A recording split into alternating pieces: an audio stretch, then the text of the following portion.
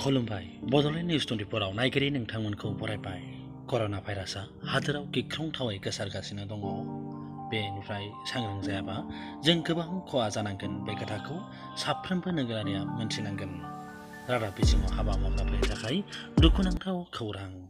दिनै हादोरारि news channel आज तकनि खौरांगिरि एंकर रहित सारदानाया कर'ना भाइरासजों जुजिनानै जोबथाहांबोबाय।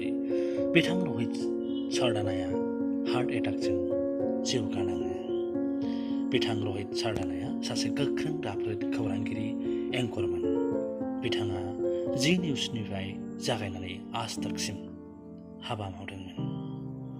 बिथाङा गोबाव सम जी निउसजों हाबा मावदोंमोन आरो जी निउसआव बिथाङा सासे खौरांगिरि आरो एंकर हिसाबैबो खामानि मावदोंमोन। बेनि उनाव बिथाङा आज तकआव फैयो।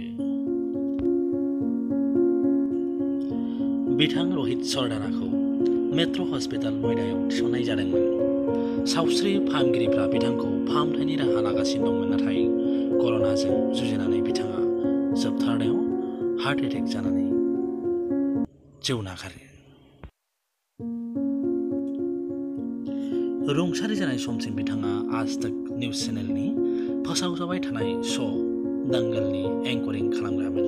बिथाङा रुंसारि जानायाव खौरांगिरि, राजखान्थिगिरि, दैदेनगिरिजों लोगोसे सरासनस्रा सुबुंफोराबो दुखु मोननायखौ ससियेल मिडियाफोरनि गेजेरजों टुइट खालामनानै फोरमायनायखौ नुनो मोन्दों।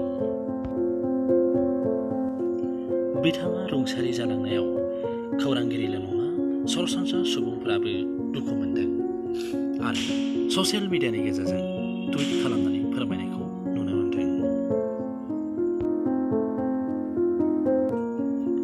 बिथांनि रुंसारि जानाया दुलाराय हादोरनि रादाब बिजोङाव हाबा मावग्राफोरनि गेजेराव दुखु मोनहोदों। बिथाङा बयजोंबो मोजां मोनजाग्रा आरो बयजोंबो सिनायजानाय सुबुंमोन।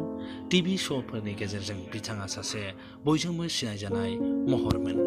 बिथाङा थैनाय समाव 41 बोसोर बैसोनि जाबायमोन।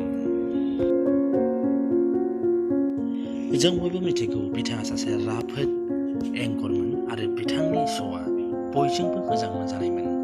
दंगल श'नि गेजेरजों बिथाङा बयखौबो गोसो बोनो हादोंमोन आरो बे हादोरारि निउस चेनेलनि गेजेरजों बिथाङा बयजोंबो सिनायजानाय, बयजोंबो अनसायजानाय आरो बयबो बिथांखौ मोजां मोनोमोन। मानोना बिथांनि हाबा मावनाया सासे खौरांगिरिनि जेरैबायदि मावनांगौ बेबायदि हाबाखौ बिथाङा मावलांदोंमोन।